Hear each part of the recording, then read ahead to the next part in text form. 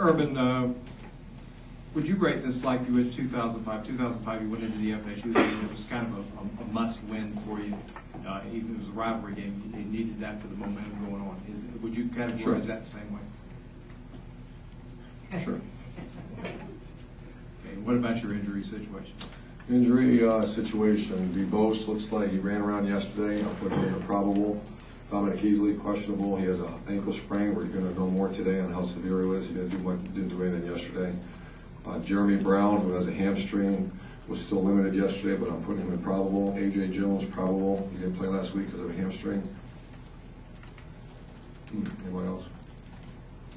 Oh, concussion. Janoris Jenkins had a concussion. I don't know no more today. Earl O'Kine is doubtful with a concussion. Demps is about where he is. You know, he'll play and be available. It's just a still stress reaction. It's going to take nothing but time to heal. Robbie? Coach, both Pouncies, I guess, were committed to FSU at one point, and Ahmad Black grew up an FSU fan. How did you turn them, and how important was that? Chris Rainey was kind of the lead nut in that whole deal, lead recruit, and he was a guy that I first met him at a FCA banquet at the down in Tampa, at an Outback Bowl deal, and we developed a great relationship via phone and everything else from there. And from there, the Pouncies jumped, and Ahmad Black jumped, and Steve Wilkes jumped, and it was obviously that high school team would go down as probably one of the best ever. But if you think about what the Pouncies have done for this program now, I mean, to see their mom out there, emotional as she was, and what Florida's meant to their lives and what's it meant to us, it's an amazing deal. Buddy? Urban, you talked about when you first came here about recollection of watching Florida play, so I know you must have watched the FSU Florida games. All of them. When they were like maybe the best rivalry in the country in the mid-'60s. Talk about your view from where you saw it then. You said 60s? Yeah, mid-'90s, I'm sorry. Mid-'90s. 96, I was thinking. 2 years old watching it. I'll tell you about it. 90s, 95, 96, those years. Talk about watching them from TV. Well, it's fat. Both of them were the fastest teams in college football. That's just, I mean, everybody watched that game, and you wouldn't miss it. You know, a lot like the Florida-Georgia game, and you just could not miss it if it was on TV. And if you had to do something else at the time, like maybe coach another game, you'd always watch a score afterwards, because that was off the charts as far as. I just remember the great athletes. And the speed of the game was just second to none. And you obviously realize that back in the day when Florida had their dark times, that FSU made a big jump in recruiting, and as a result, the 90s dominated college football. So that being said, how critical is this game for you in terms of recruiting to keep where you are in the state? Yeah, that question comes up every year, and it's absolutely correct. You know, that's the last few years we've kind of outdone well, but make no mistake about it, the quality of athlete on that team is as good as anyone in the country. And now, you know, there's so much to put a team together, and that's a key component of recruiting. I mean, they get theirs, we get ours, and there's a lot of guys on the fence right now. One more thing, real quickie. Have you ever heard a football player use the word progenitor? And you looked it up. Progenitor. That's what Gary Beaver used to. That's why I gave him the ball. Joe in the back. Coach, it seemed like your second-team offensive line played real well on Saturday. Now that you've had a chance to look at the tape, what's your evaluation of that group? Okay, I mean, we outmanned them.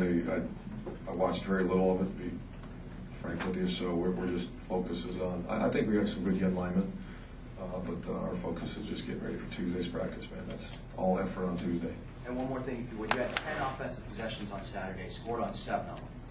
On each of those 7 scoring possessions, you used a dual-threat quarterback at some point. On the 3 possessions you didn't score, no dual-threat quarterback. What do you take from that? I guess we got to get some dual-threat quarterback in there. I usually know all the stats. I'm going to go up there and write that right up on the board.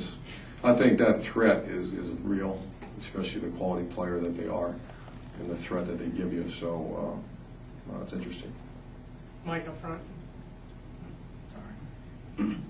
You push such an emphasis on robbery games. Is it important that this game stands alone, or is it important that you've won 6 in a row, And that would be 7 in a row for recruiting and all those other things, or just? You know, I just did an interview with someone, they asked about that. I think it's all team to team. You know, I just go back to the 08 team. The 08 team didn't need to be told it was a rivalry. The 08 team was executing at an extremely high level, so the focus was on keep executing at an extremely high level. The 09 team, I would say the same. They're executing at a very, very high level, and this one's a little different. We're obviously not executing at a very high level. We got a bunch of young guys, so there might be more emphasis on the rivalry than maybe the last 2 years. But it's Monday, so I still haven't. We're just trying to get to Tuesday's practice and see how they respond. So that's where we're at with that. Is Caleb Sturgis, are you guys going to try and get a medical hardship? That's what I'm hearing. You know, that's what I'm hearing right now. Rachel? Florida State's one of the best in the country getting the quarterback, tops in sacks.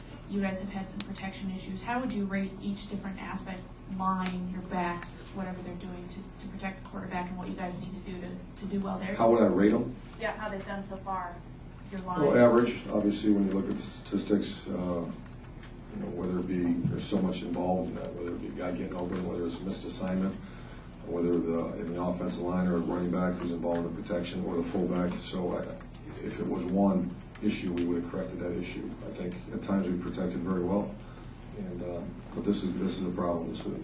Those guys are real coming up, and you can see why they lead they're not a big blitz team. They're not one of those Star Wars defense. They just they play sound defense with very good players. How would you say Johnny's doing it, getting out of the pocket or getting rid of the ball quickly? Is he doing it quick enough, or is that? No, we got to do better at that. And we also got to burn it. Sometimes it's not going to be perfect, and I think burning it as opposed to, you know, getting in the 2nd and 17 is a tough deal. But the quarterbacks need to learn that, and we keep pushing that.